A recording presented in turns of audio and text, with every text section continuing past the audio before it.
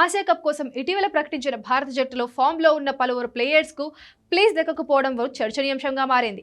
ముఖ్యంగా ఐపీఎల్లో అదరగొట్టే శ్రేయస్ అయ్యర్, యశస్వి జైస్వాల్ను సెలెక్టర్లు పక్కన పెట్టడం తీవ్ర విమర్శలకు దారితీసింది.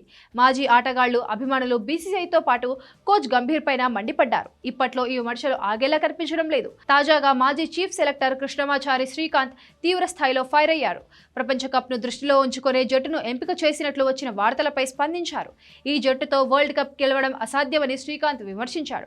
హర్షిత్ రాణా, రింకు సింగ్లను ఏ ప్రాతిపదికన ఎంపిక చేశారని శ్రీకాంత్ ప్రశ్నించారు. రింకు, హర్షిత్ రాణాలు ఇటీవల కాలంలో చెప్పుకోదగ్గ ప్రదర్శన చేయలేదన్నారు. ఐపీఎల్ 2025లో కూడా అంతంత మాత్రమే రాణించారు. అయినప్పటికీ సెలెక్టర్లు వారికి ఛాన్స్ ఇవ్వడం అందరినీ ఆశ్చర్యపరిచింది.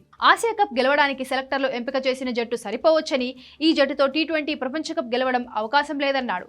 టీ20 వరల్డ్ కప్ను కేవలం ఇంకా 6 నెలలు మాత్రమే మిగిలి ఉన్న నేపథ్యంలో ప్రపంచ కప్కు ఇలాంటి సన్నాహాలా అంటూ విమర్శించారు.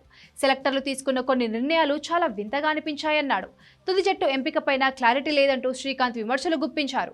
5వ స్థానంలో సాధారణంగా హార్దిక్ బ్యాటింగ్కు వస్తాడని, మరి అక్షర్ పటేల్ పరిస్థితి ఏంటని ప్రశ్నించాడు. అక్షర్ ఐపీఎల్లో, అంతర్జాతీయ క్రికెట్ రెండింటిలోనూ తనను తాను నిరూపించుకున్న యశస్వి జైస్వాల్ను ఎంపిక చేయకపోవడం ఆశ్చర్యపరిచిందన్నాడు. అతడిని కాదని దుబేను ఎంపిక చేయడం వెనుక ఉన్న లాజిక్ తనకు అర్థం కాలేదంటూ వ్యాఖ్యానించాడు. మనకు నచ్చిన ఆటగాళ్లను మాత్రం సెలెక్ట్ చేయకూడదంటూ గంభీర్కు చురకలంటించాడు.